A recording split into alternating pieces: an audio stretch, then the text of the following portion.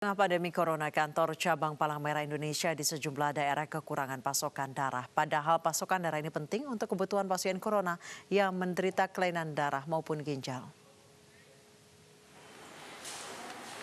Sejumlah kantor cabang Palang Merah Indonesia di berbagai daerah kekurangan pasokan darah. Salah satunya kantor PMI cabang Jakarta Utara.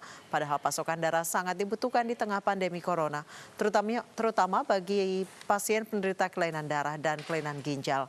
Beberapa warga mendonorkan darah bagi pasien corona. Petugas PMI juga terus melakukan jemput bola mencari donor darah ke berbagai kalangan. Sementara itu sejumlah ilmuwan juga mendeteksi antibodi plasma darah untuk melawan virus corona. Namun tes ini masih dikembangkan oleh sejumlah ilmuwan. Dan untuk membahas lebih dalam potensi transfusi plasma darah untuk melawan virus corona, kita sudah terhubung dengan Direktur Lembaga Biologi Molekuler Eijkman, Profesor Amin Subandrio. Selamat sore, Prof. Selamat sore. Ini sistemnya seperti apa, Prof? Transfusi plasma darah ini? Ya, jadi gagasannya adalah bahwa diketahui serum pasien atau dalam darah pasien yang sudah sembuh dari virus corona ini mengandung antibodi yang dapat mengeliminasi virus. Jadi dia sembuh. Jadi karena salah satunya adalah keberhasilan tubuhnya mengeliminasi virus. Nah, antibodi yang dalam tubuhnya itu bisa dipergunakan untuk membantu pasien lain yang dalam keadaan berat tentunya, yang membutuhkan pengobatan karena belum ada pengobatan antivirus spesifik ataupun vaksin yang spesifik.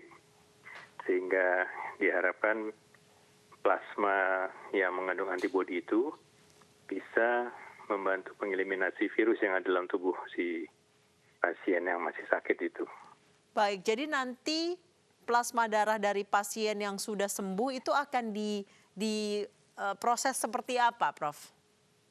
Jadi mereka yang sudah sembuh kemudian bersedia mendonorkan plasmanya, maka oleh PMI akan diproses, akan diambil darahnya, plasmanya akan diambil, kemudian selnya akan dikembalikan ke dalam tubuhnya si pasien lagi, tentu ini dengan alat khusus.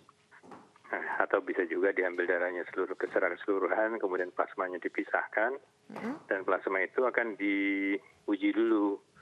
Dia tidak lagi mengandung virus, kemudian dia memiliki antibodi yang cukup.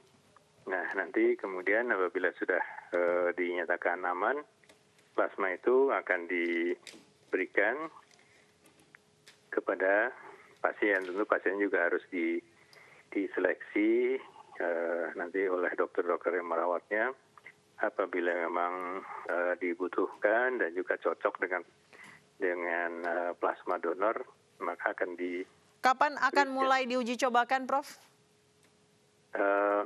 Kan harus diproses dulu. Jadi plasma yang diambil dari donor itu harus melalui berbagai pengujian dulu, dan itu bisa makan waktu sekitar 2-3 minggu. Baik. Nah, setelah itu baru bisa diberikan kepada pasien. Baik, terima kasih Profesor Amin Subandrio telah bergabung bersama kami di News Sore.